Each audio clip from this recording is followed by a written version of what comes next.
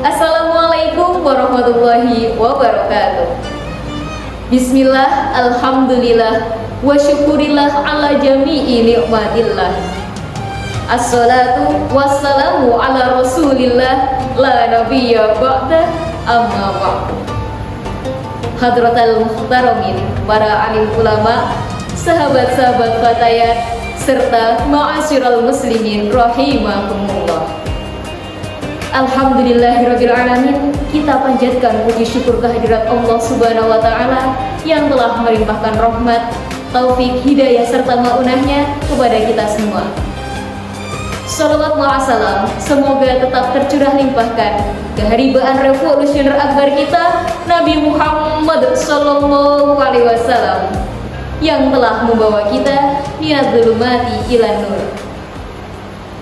Sahabat-sahabat semua, apa kabar imannya hari ini? Masih full bar atau udah ada notif baterai lo?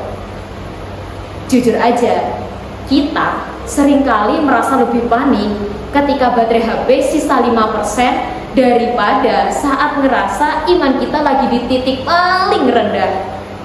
Padahal kalau kita kehabisan baterai, HP mati, itu cuma kehilangan akses ke media sosial. Tapi kalau imannya mati, na'udzubillah tsumma na'udzubillah, kita jadi kehilangan arah hidup alias lost control.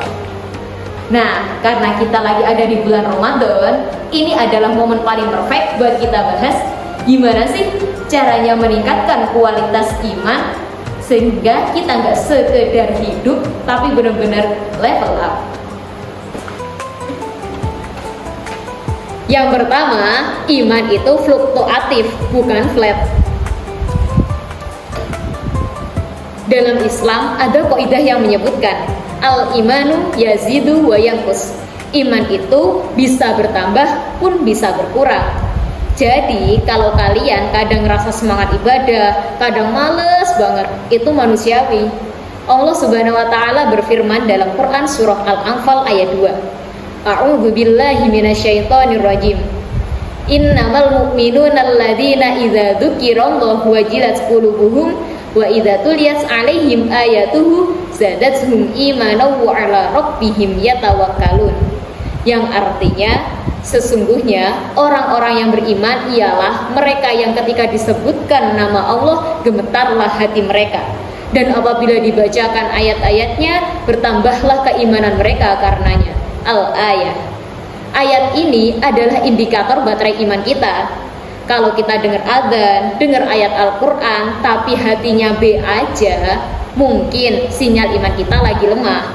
Ramadan ini adalah momen untuk hunting sinyal itu dengan berbagai macam ibadah, seperti sholat, puasa, membaca ayat Al-Quran, dan ibadah-ibadah lainnya.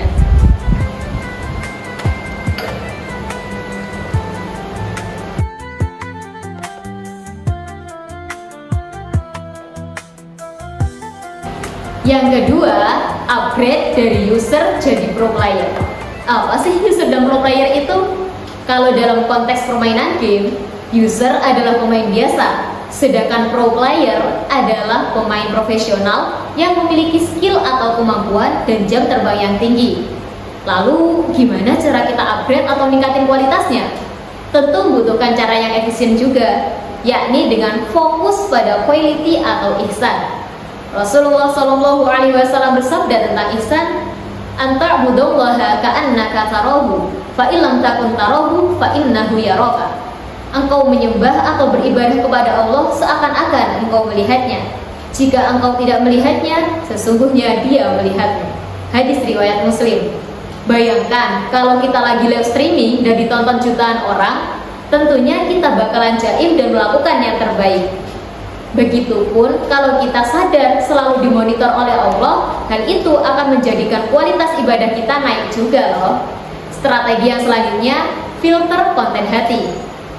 Iman itu butuh ekosistem yang baik, butuh ekosistem yang bagus juga, yang bersih.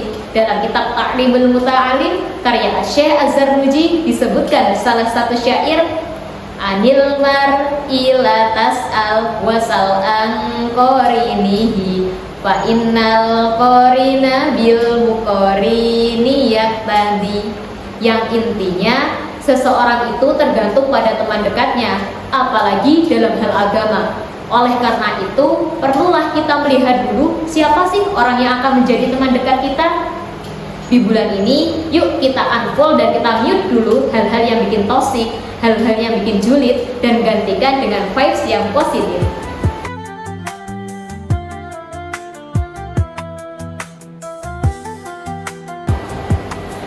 Yang ketiga, jadikan Ramadan sebagai bootcamp pengendalian diri. Bootcamp biasa diartikan sebagai penilaian intensif untuk meningkatkan kemampuan atau keterampilan seseorang dalam kurun waktu tertentu.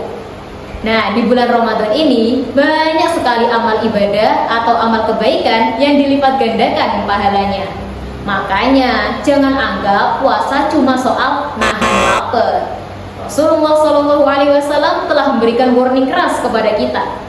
Rubba sha'imin hawbuhu min syamihi al-ju'u wal 'atashu.